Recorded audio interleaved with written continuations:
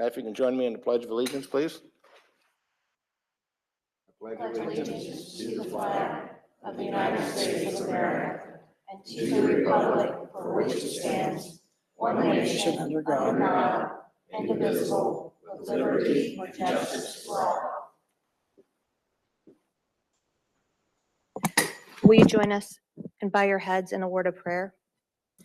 Dear Heavenly Father, we humbly come before you and appreciate that you're so gracious to us.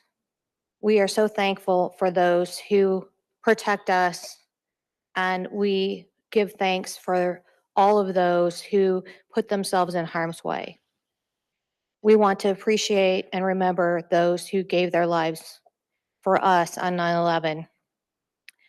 We also need to appreciate and know that people are hurting and suffering, and we hope that you give them grace and courage, and you give us strength and courage going forward in this budgeting process, that we can make the best decisions for Kosciuszko County and Indiana. Thank you so much, and we appreciate your love. In thy name we pray, amen. Amen. Thank you, Kim.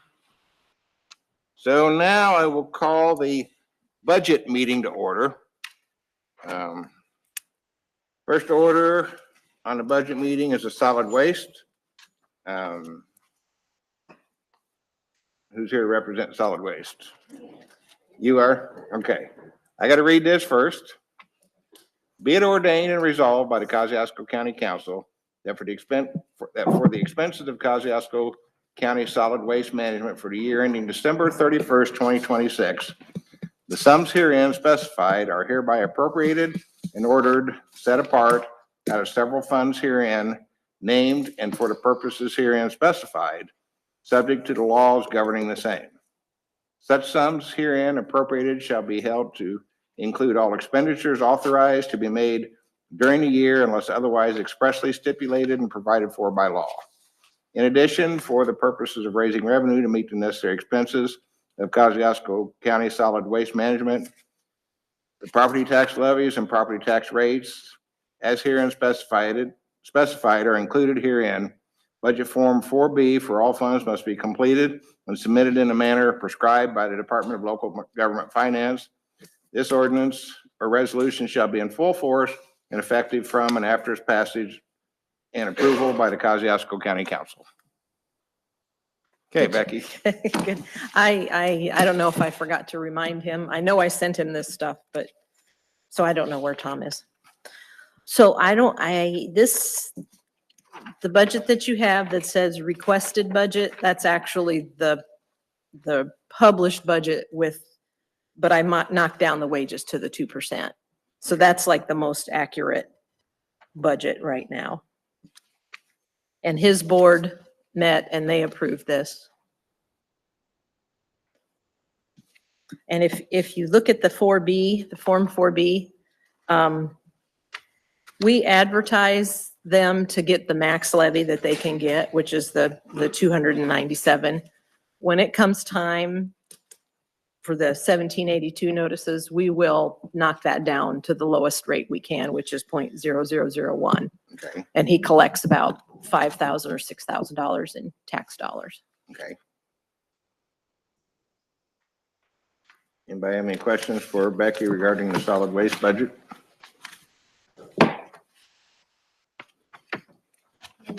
Hearing none, I would entertain a motion for the Kosciuszko County Solid Waste Management budget for 2026. So moved. A motion by Kim to approve. Second. Second by Joe to approve. Any further discussion?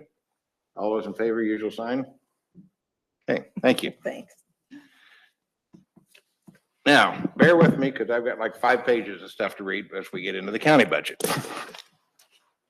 Be it ordained and resolved by the Kosciuszko County Council that for the expenses of Kosciuszko County for the year ending December 31st, 2026, the sums herein specified are hereby appropriated in order to set apart out of several funds herein and named and for the purposes herein specified, subject to the laws governing the same.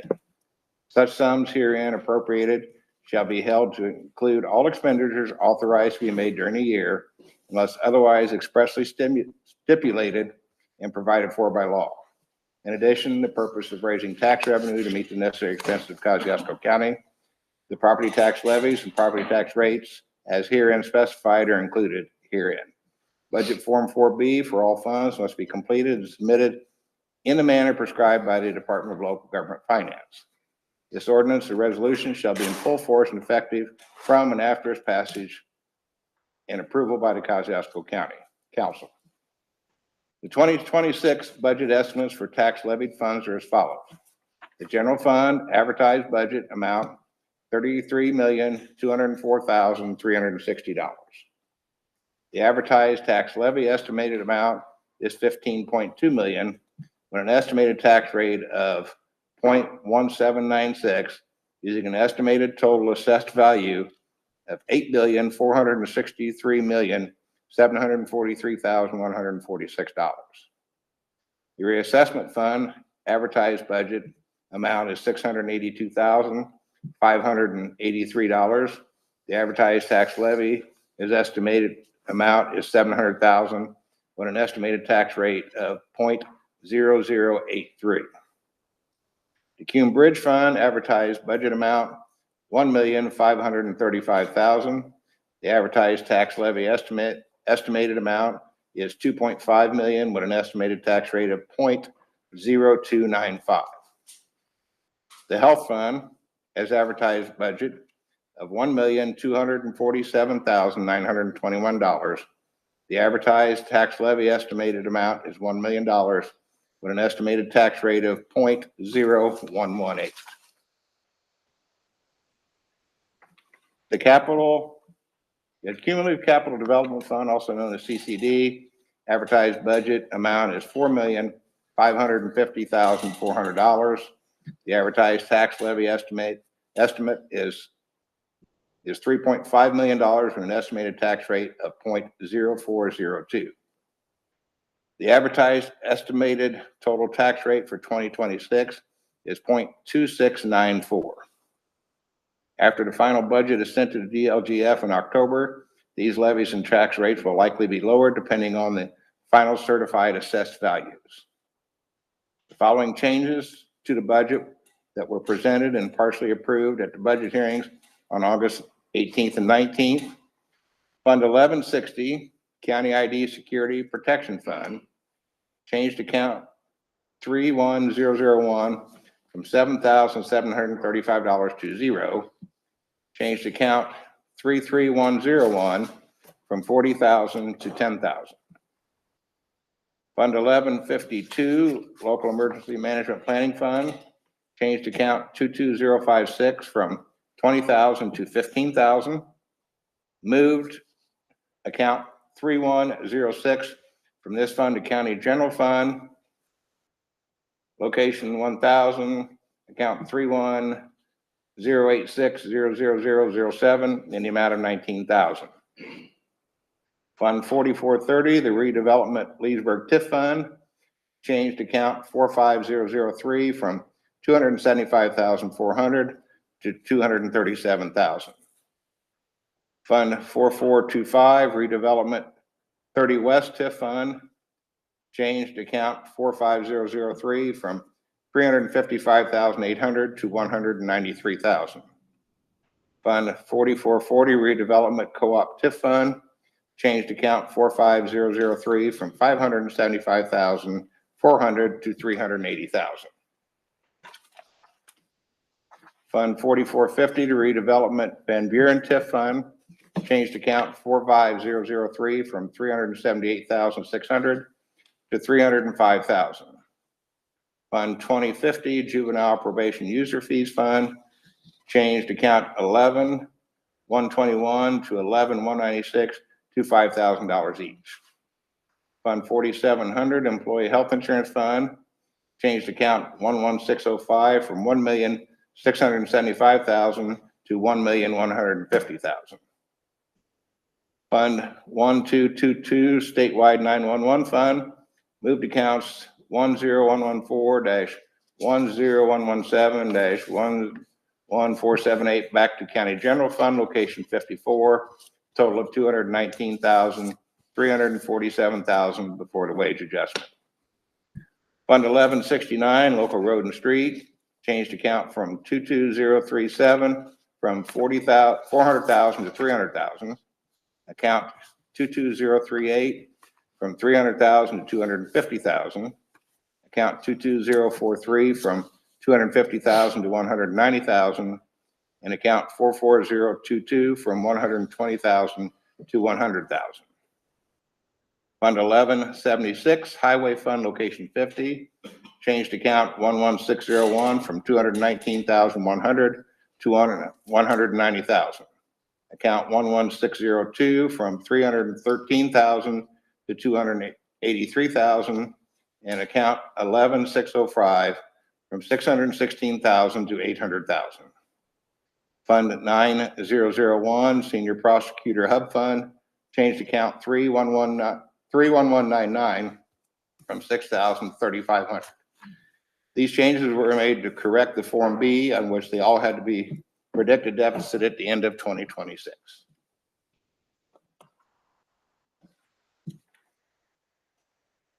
Concerning the wage study done by WIS, the Wage Committee had a meeting and went over it and decided to implement it for the 2027 wages.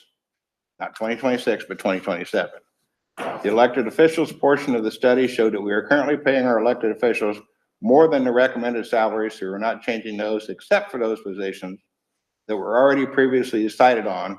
Those, those particular decisions were not contingent on the WIS study. After receiving and reviewing a letter from the general counsel at the state, it was decided by the council to give probation officers a 2% retention bonus based on their current wage, which is a 2026 wage also. That will also be given to probation officers employed from January 1, 2026 to December 1, 2026 will be a lump sum paid to them before the end of December 2026. And just today, prior to noon, received communication from State Board of Accounts, which kind of governs what we do with our monies and how we can spend them. After multiple discussions with the auditor's office and Ricky Hoffer of the State Board of Accounts concerning the probation officer's wages, any stipend or bonus that the probation officers receive will be considered part of their salary. According to the minimum salary schedule for probation officers from the Judicial Conference of Indiana, departments shall not reduce the salaries of probation officers who are paid above the minimum salary schedule. So basically what that says is if any increase, whether it be a raise, a bonus or a stipend, increases their salary, and then from that point on, we pick up that amount every year. That is my report on the Kosciuszko County Council portion of the 2026 budget. Do we have any questions? Yeah, I got a couple. I believe you said the rate that it looks like it's going to be 0.026. Is that correct? I think that's what you said. The advertised estimated total tax rate is 0.2694. Okay, so, and what was it this last year? Like 2.1?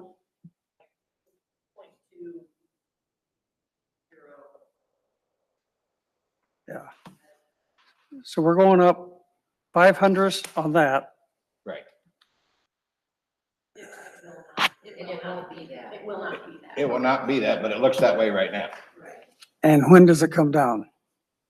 Once the DLGF has the opportunity to review what we submit. So we have to advertise higher than we're going to adopt, so we don't get stuck.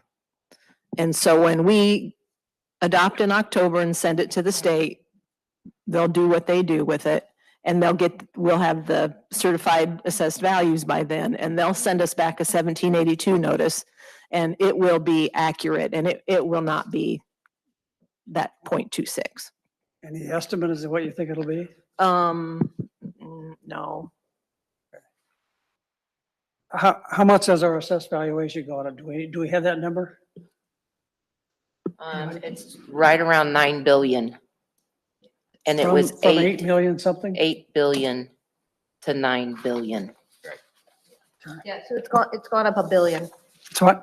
$1 billion, it's gone up $1 billion. These numbers, they scare me.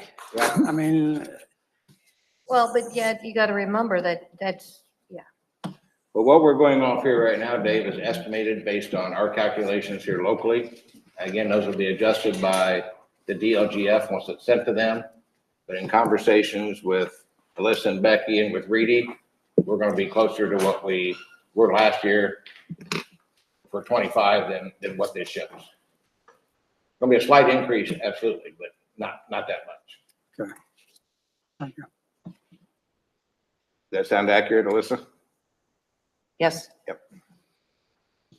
So in regards to the conversation you guys had with State Board of Accounts today, any input from either of you on it other than what I've said? No, we asked the questions and those are the answers that we received.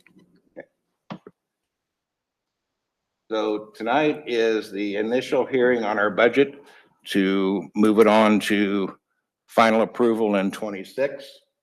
In order to do that, to accept the, what we have in front of us as what the numbers, estimated numbers are compared to what they'll actually be, is up to you guys what you wish to do. May I ask another question? Sure. What happens if they don't do it? Will we have another crack at it? If the State Board of Accounts does not lower it, will we as a council have an opportunity to, I don't think you're gonna have to worry about that. What? And no, you won't have another crack. This is it. So, but it's not State Board of Accounts, Dave, it's Department of Local Government Finance. yeah, that's what I meant, I'm sorry, yeah. DLGF. Yes, we can guarantee that the total tax rate is going to be less than what's on this piece of paper ahead of, before you. But as far as getting the actual total estimate until everything, the whole picture is there to figure those rates, we can't tell you what they're going to be. Okay, fine. Your Honor, you wish to say something? Yeah, I just want to clarify, I want to make sure I understand. make sure his mic is on. It's on. Is it good? Evening. I just want to, so that I can relay information correctly to the other judges, what I think I heard you say is, again, we're hearing from the State Board of Accounts, information that is in conflict with the information that the judges have received directly from the General Counsel of the Supreme Court. So if it is possible, we would like to know exactly who at the State Board of Accounts is saying that if we provide a bonus to our probation officers out of a fund specifically set aside for that purpose by the legislature, that they are stuck with that as at-will employees of the court and not the county. So if the council's position is going to be, we're not going to appropriate that money because we believe we're stuck because we're being told by the State Board of Accounts, we would like to know who specifically is providing that information by name so that we can contact the General Counsel and they can speak with that individual directly and find out what legal authority they are relying upon in providing that advice. So Alyssa and Becky can provide you with a name and a contact number for her. But that was her opinion to come in just before noon today. That, and the State Board of Accounts is the one that governs everything we do with tax dollars. I understand that. These are not tax dollars. I understand it's a little different situation, but they are a governing authority that we have to go by. So, As it relates to tax dollars, correct? but also in the information you provided from the General Counsel, the last sentence in that said, this is the opinion of the author only. It did not say this is the opinion of the Supreme Court or Judicial Review Committee. It just said is the opinion of the author only. And that's fine, that's fair, but we would like to know who it is and what is their legal authority for taking this position on non-county tax dollars. And absolutely agree with that. And like I said, they can provide you her contact information, and you guys are more than welcome to call her or have the General Counsel from the Supreme Okay. Court call her. We'd appreciate that. We would just like to, we anticipated this and we hear over and over again, we've been told, Okay. we want to know by who and what legal authority are they relying upon? I Because understand that, sir. none of the judges are aware of any law that's been provided to us that establishes this as a baseline, especially not for court employees who are at will. So if we can have that information, will be great. We'll dig into it deeper. I said they'll be glad to provide you her name and phone number, and you can contact her directly or have the general counsel of the Supreme Court contact her and they Yeah, can work out the details. we'll do something on it. Okay, But I think we may be talking about two different things also. Like, we're talking about how year over year, if there was a bonus or something that was given into an income, then the following year, it has to be that amount going forward. See- Wait a minute, according to our bookkeeping, which is the DLGF. So we're talking about our bookkeeping, the state DLGF, which is our like bookkeeping part. So you're talking about the legal part. So I Yeah, think that, well- I agree with you. I'm not fighting you, but I'm just saying, Right. we're also talking about maybe two different things because It's possible. That's Yes. entirely possible because, like I said, the combined legal years that all of us judges have been doing is like 60, 70, 80. I mean, I'm 35 years in this and none of us have ever heard of this concept before, especially as it relates to at-will employees of the court. And if it's a bookkeeping question, that's a bookkeeping issue. well, That's the not a state, legal. our and, Department of, yeah. and most of us don't deal with your end of it, just Right. like you don't deal with our end of it.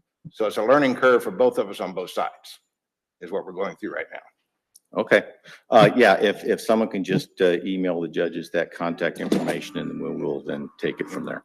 Okay, very All good. right, appreciate your time. Thank you, Your Honor. Have a good evening. Thank you. So now we come down to approving our budget to go to final in October. And there's certain things that we can do. We can approve everything as it's presented to us tonight with the State Board of Accounts recommendation and provide probation officers with a 2% retention bonus. Because we're giving other county employees a 2% raise. And the state has said that the probation officers will get no raise for 2026. So we have that option. We have the option to give them nothing as the state has said that they get nothing. Those are basically our two options at this point in time tonight. So I'm opening it up for discussion. Well, I think that we need more clarification, as Judge was pointing out. And also, just for clarification, was it true that the State Board of Accounts overruled the 10,000 and they won't receive that? And The then, State Board of Accounts did not overrule the 10,000. okay, that's what They we were said that told. any stipend, I don't know who told you that, but any stipend or bonus they may get is included in their salary, which we forward. need to maintain going forward. Right. It Okay. just means that, yeah. Just means it's added to their salary and it can't be reduced. And what you just read here then that we just received today, then the problem I have with that is that we can't make that part of their wages or a wage increase because they are state-funded employees. And if they're state-funded employees, then they can't receive a raise from the state mandate. Well, they're not state-funded employees, they're state employees that we pay.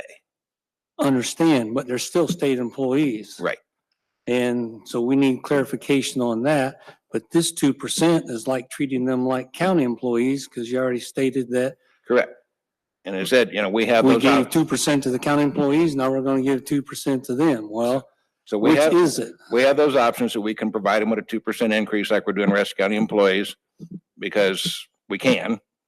We have the option to give them nothing, or we also have the option to table this until further information is gathered. And we might have to have a special meeting between now and the October meeting to discuss that. Well, since we don't have everybody here tonight, I think we need to table this and get more clarification. I make a motion Second. to table that. So we got a motion from Delenn to table the discussion on probation only, but go forth with the rest of the budget, Yes, correct? correct. And we got a second by Rachel. Any further discussion? All those in favor, usual sign. Those opposed? Okay, so be it. This will now close out the 2026 budget meeting. And now we're going to call our regular meeting to order. We need approval of the August 14th, 2025 council minutes. So moved. Got a motion by Kim to approve the minutes, Second. second by Dave. Any further discussion? All those in favor? Michelle Hayden, you're up. Bring your backup with you. Oh, I don't need no backup. That's why you got a stew over there, right? That's right. Good evening. So I'm here on behalf of the sheriff's office tonight to make some requests. They're all regarding financial or payroll accounts. I'm just going to go down the list as they show on your agendas. So the first request is for an additional appropriation that has two parts. We're requesting $18,000 to be appropriated from Fund 1192, which is the Sex and Violent Offender Registry Fund. It is funded by the users on that offender registry. We're asking to appropriate that into payroll account 11359, which is a new payroll account. And we would need a salary ordinance approval by you as well. That's the second part to that. So traditionally, the sheriff's part-time budget has been underfunded. This is sort of a way we've discovered that the 11992 fund, we are allowed to use that for management of the violent sex and offender registrar. So we would like to appropriate some of the money out of that fund to pay him instead of taking it out of county general.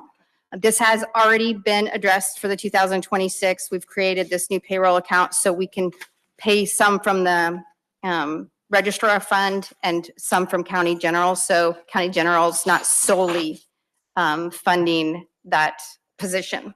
So you're just taking it out of the part-time fund and putting it in the full-time fund, basically for this particular year because of how we moved the position to full-time. Okay. And you guys It isn't- created that. Well, it's not full-time, it's still part-time. We're gonna move it from the 1192 fund because there's limited things you can pay for out of that 1192 fund, which Okay. is user fees. We're gonna use that to pay for part of his salary, where previously county general funded the whole thing. So we're gonna pull some from that fund and use it to pay part of his salary. We also have addressed that for 2026. I'll make a motion to approve the transfer and to approve the salary ordinance for 1192 to 11359 0000000. A motion by Kim to approve. Do I have a second? Second. A second by Rachel. Any further discussion? All those in favor, usual sign. Okay, Okay, the second request is for an appropriation adjustment. It's in the amount of $12,286.76. This is just a formality. It's a check we received from Governmental Insurance, and we're requesting the appropriation of that check into County General 44045, which is vehicle replacement, just to pay for the damages sustained to one of the deputies' vehicles when he struck a deer on Old 30. This is the insurance check we're asking to put it into the fund so we can pay for that damage. The check has been received. Move to approve. a motion by Joe to approve, Second. and a second by Dave. Any further discussion? All those in favor, usual sign. The third request is for a salary ordinance amendment. It's going to be County General 10162. We are requesting that salary line be adjusted to 57,420. Previously, that position was held by a step one employee. When they resigned, it was offered and given to a step three employee out of the jail. So essentially, you're moving a step three out of the jail to the security position, and her step three in the jail will essentially go back to a step one, and they'll hire a step one. So essentially, again, it's an ordinance, you're just moving the money. Sure. Okay. Questions for Michelle on that? Move to approve. Motion by Joe to approve. Second by Kim. Any further discussion? All those in favor, usual sign. And then your last one. Okay, last request is for a transfer of funds. We're requesting $20,000 be transferred out of County General 21014, which are our jail meals. As you guys are well aware, we've saved a lot of money so far, and that will continue. However, jail operating supplies have been extremely high this year, replacing mattresses and stuff. So we're asking to move $20,000 that had been earmarked for that into jail operating County General 23010 to cover those costs. And you guys have tremendously reduced your meal budget this year, so thank you Yes. for that. Any questions for Michelle? Move we approve. Got a motion by Rachel to approve, Second. second by Joe. Any further discussion? All those in favor? Hey, thank you, Michelle. Thank you. Thank you, Kevin. Thank you. Hip shooter. I think I know what this is about. Sorry, what'd you say, Tony? I said, I'm pretty sure I know what this is about. Yes, you probably do. Uh-huh. Good evening. I'm here to ask for your approval to apply for a grant for the State Homeland Security Grant Program to the maximum amount of $75,000. It is a Department of Homeland Security that flows through the Indiana Department of Homeland Security. As we discussed in the budget hearings, I'm trying to do everything I can to fund a replacement truck for EMA. And this is what this grant would be. And used this is for. a non-matching fund. Correct. So we talked about during budget, Kip would like to get a new truck and he probably needs one. We just don't have the money that's available right now, so he's agreed to apply for this grant, to try to get it and see what we can come up with, and then we make some further decisions from there. And try and get a bigger one. Yes. Motion to approve. Got a Second. motion by Delenn, second by Kim. Any further discussion? All those in favor? Thanks, Kip. Thank you. Appreciate you. Tammy. K-code grant, right? Yes. I'm here to ask permission to apply for the K-code grant for reentry court. We would use it for travel for the team members and training and drug testing. It's $10,000 is what we're going to be applying. This is something you've done in the past, correct? We Yep. did last year. Yep, thought so. We presented it to the commissioners on Tuesday, so we're Excellent. here Yeah, as long asking you as- for your As permission, long as K-code has money, right? as long as they have money. So All right. moved. Got a motion by Kim Second. to approve, second by Rachel. Any further discussion? All those in favor? Thank you. Tammy. Alyssa, are you covering for Bob tonight? Yes, sir. All right. So this is health department stuff that Alyssa's gonna talk about now. Yes, this is the Health First Indiana Fund that we're talking about. These transfers are being done from a group of accounts that were set forth with the additionals. And these transfers are just moving that money to that a certain assigned project for better accounting. So you can see each one of them listed there. $48,878.20 is going from the educational services to the Food Coalition Project. $13,626 from educational services to the Wawasee Community Schools for AEDs. $2,087 from educational services to the Fellowship Missions for AEDs. Transfer of $4,860 from educational services to 180. 180 digital for the prenatal advertising. So moved. Got a motion by Kim to approve. Second. Got a second by Joe. Any further discussion? All those in favor, the usual sign? Thank you. And we have just a little bit of encumbering still, Yes, we do. $22,893.48. It's getting down there though, isn't it? Yeah. Started out with a whole lot of money, now it's down to that to finish up. All right. Thank you, Alyssa. I appreciate you. Turkey Creek Township Public Library. Hi there. Hi, Welcome. I'm right now the executive director at Syracuse Turkey Creek Township Public Library. And I'm here with our board members and representative from Baker Tilly, Lisa Huntington, and our architect Philip DeAngelis from Arcos Design. And we're here to tell you about our new library project that we hope to start in the new year in 2026.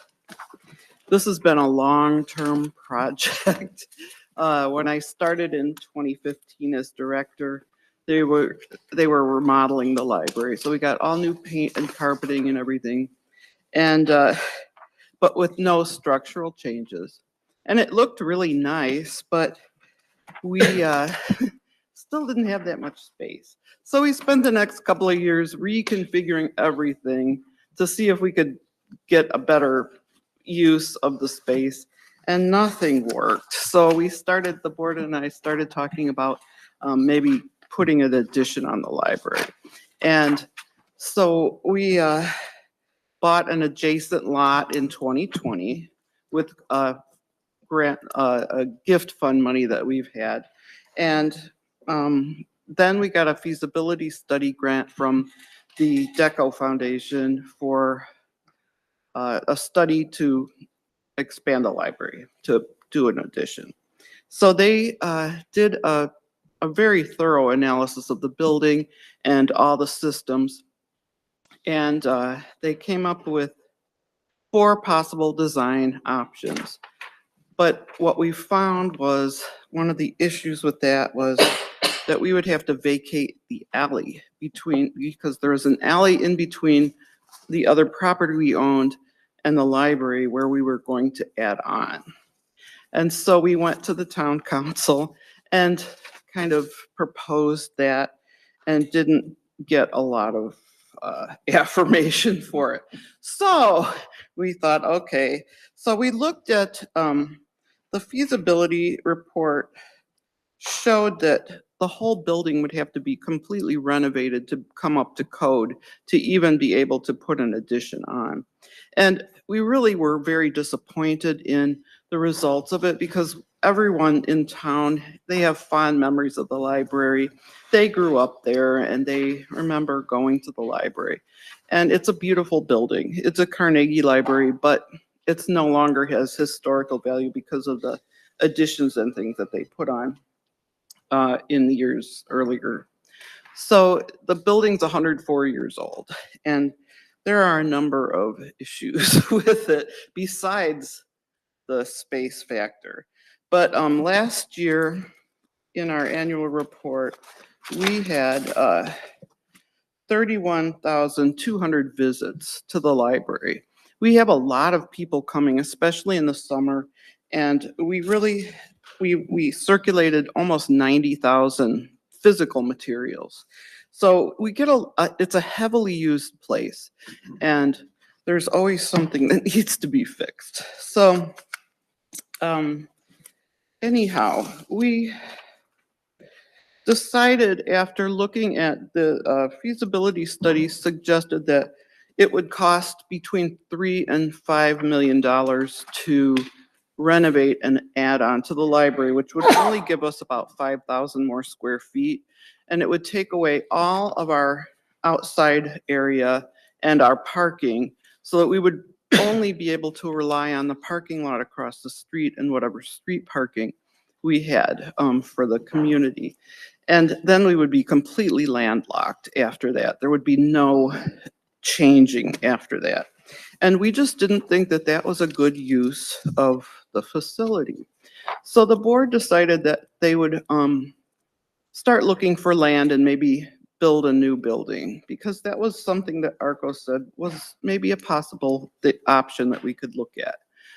So we spent almost 2 years exploring every possible option that we could find, and we found nothing until the town of Syracuse, we found that they had about a 2-acre piece of property that was just grass. It had been used, and it was just empty. And so we thought that might be a good place to put it, because we wanted the library to be, people could walk from their houses to it. And that's the way it is now.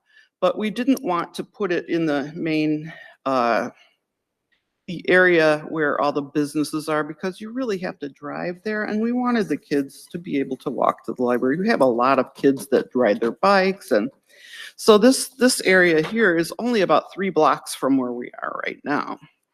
It's on Dolan Drive, and it's it's across Turkey Creek from the old elementary school, which is now made into apartments. So we thought that would be a really great place to build our new library. So we approached the town, and they ended up donating the land to us. Okay. But we have to build a library on there. We can't just have the land. Is that the lower area that's behind those apartments? It's pardon? Move the microphone closer to you. It's what? Pull the microphone closer to the. Oh, sorry. Is that the lower area, the lower lying area? Like that would have been in back of the elementary, if you're looking at the elementary school, which is now apartments, is that in the lower lying area? Is that where they donated? Actually, the apartments are in a floodplain and our property is not. So So- there's a bit of floodplain Gotcha. in that area. So Right. it's not exactly lower. It's not lower. Okay, It's just okay. a different. I'm just trying to get a vision of where it is Sure. exactly. Okay, thank you. Yeah. Uh-huh. So, the town donated the land to us as long as we built a library, and we had another feasibility study with Arcos, which included a schematic design process. So we went through that and we found, we just got the land deeded to us last summer. So over this last year, we've worked with Arcos for figuring out what could fit and how big it could be. And we came up with, it's a little more than 14,000 square feet library on one floor. And the reason we wanted one floor is because elevators are really costly to maintain and to put in. Plus, our staffing, it's much easier to be able to see what's going on in the building. Like right now, there are an entrance upstairs and downstairs, and security, it's just not very good. So that was one of the reasons we wanted to have a one floor building. But mainly, the main reason what we wanted when we started out was we wanted meeting space for the community to use after hours. We have no study rooms in the library, and there are people that are counseling their, people and tutors, and they have to sit in the middle of the library and do it. And we really need something better than that. So we thought that's one of our main things, is to have meeting space that could be used by the community after hours. We have people calling all the time asking for space, and we just don't have it. Our meeting room is busy all the time. So what we have done for this, the steps we've taken, is that we had the deed transferred to the town, from the town of Syracuse to the library. Then we had a survey so that because it was an old survey, they didn't have an actual real survey for it. That property was really interesting because there was a jail on it. There was a dry cleaner. There were so many things on it. So we had 2 environmental studies done to assess the property for contaminants. And we got that done for free through a grant from MACOG. And then we had a geo survey to determine the water table of the floodplain and site improvements needed. We've had a feasibility study and schematic design that I already mentioned. We've already acquired some of the variances that we needed for setbacks, like from Turkey Creek. And also we entered into a contract to purchase 2 more lots adjacent to that property, contingent on obtaining a bond. So that would go through when we were sure that we were able to get a bond. And we've also had the current library assessed to determine the value of it, because we had planned to sell that. We can't operate two buildings at all. But we're hoping that a new library would be much more energy efficient and cost less to maintain and staff. So I have Lisa Huntington from Baker Tilly, who's our bond counsel, to give you a little bit of information about the impact that it would be. And this is just a informal presentation. We're not planning to ask for any bond until after the new year. So she would be able to give you some more information about our project. And does anybody have any questions of me before she talks? Questions before she comes up? You know what? I have a question. Mhm. All the information that you just gave us, the actual facts, I mean, you've given us the drawings and everything, which is awesome. Uh-huh. Do you have that in some kind of a report that you could email to us? A Just so we can report? have that, like all these facts that you just said. Do you have anything that you could just email to us so we can just put that with this so we? Oh, the next page. Okay, thank you. There's really, There it are was two- very okay, well, that difficult was what I for was me looking for. to Excellent. compile a compact thing Thank you. because there's so much. I just didn't see yeah. that page, so But thank you. I have most documents in electronic form that I'd be happy to email you anything that you're interested in. Great, thank you. Yeah, okay. I just don't have that page. Get that page. Hi there. Good evening. I'm Lisa Huntington with Baker Tilly. Can you make sure you're talking to the mic a little bit Oh, better? I'm sorry. That's okay. We serve as municipal advisors to the library. We've been working with them throughout this process, and I have this evening just some preliminary financing information to share with you. So if you don't mind, I'll pass this. Please.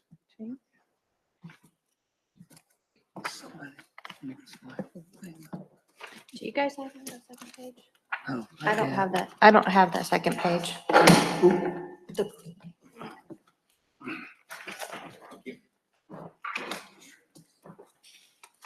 Thank you so much.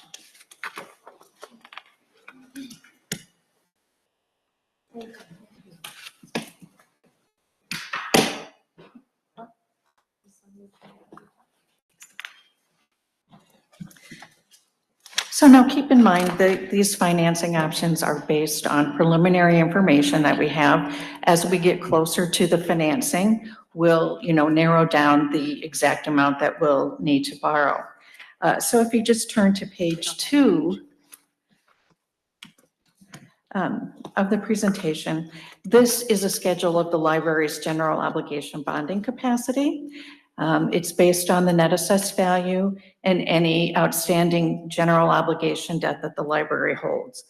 In this case, the library has no general obligation debt, so their GO bonding capacity is about $16 million, which is a very healthy bonding capacity. So these bonds would be issued in the library's name.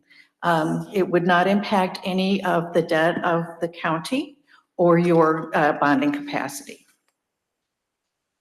So if we turn to the next page, we've prepared kind of two options in different ranges. At the lower end of the range is a financing of about $6.3 million. We, have a maximum term on financing of about 20 years. So I'll just draw your attention to the column of 19 years. We look at the maximum payment there at about $725,000, and that relates to a tax rate of about 2.98 cents. These numbers are based on the 2025 net assessed value of the library, so they will, of course, change once the 2026 NAV is released. And in subsequent presentations, of course, we'll have those updates made for you. These are very conservative estimates. We're using 5% interest rates, and currently we're selling bonds at about 4.5%. So we would expect that these numbers would go down a little bit by the time we go to market. Then if we look at the next page, at the higher end of the range of borrowing, we're looking at about $7.3 million for 19 years. That maximum payment would be about $795,000. And the tax rate that goes along with that, again, estimated using the 2025 NAV, is about 3.27 cents. Then if we look at the final page of the presentation, we've prepared just some general information regarding how this tax rate of the library would impact the taxpayer within the library district. So I'll draw your attention to the center of the page where we have a market value of the property of about 173,000. For the 19-year terms of the borrowings I just described, it would impact a taxpayer by about $22 at the lower end and about $24 at the higher borrowing amount. And then we've also included the impacts for agricultural property and commercial and long-term residential properties.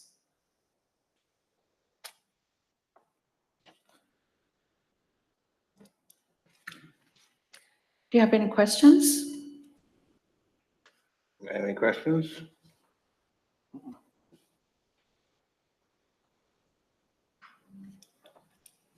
There is a bit of an impact with this, but I'm sorry? there is a bit of an impact with this. With the agricultural, With the agriculture? mostly, it looks like. Over 100 acres. It's Yes. Probably the biggest impact. Yes. Keep in mind, though, that now agricultural property, some of the changes with SEA 1 coming on does allow for some property tax caps for that. Also, the agricultural property for 2026, the value is just a little bit lower. So, as these adjustments are made, again, these are based on 2025 net assessed values. Okay.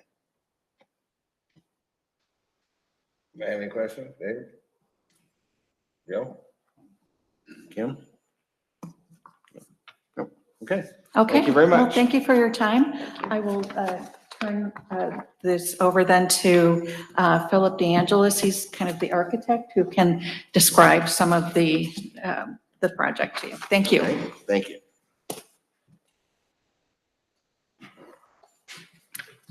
I'm Philip DeAngelis with Arcos Design and Architect, and we've been working with the library over the last couple of years through their feasibility studies and then planning for the new facility. So as Kim mentioned, there's a lot of problems with their existing building and the capabilities of it to serve their patrons and the community for the future. We did studies on the structure of the building as well as all of the mechanical and electrical and plumbing systems and on the elevator.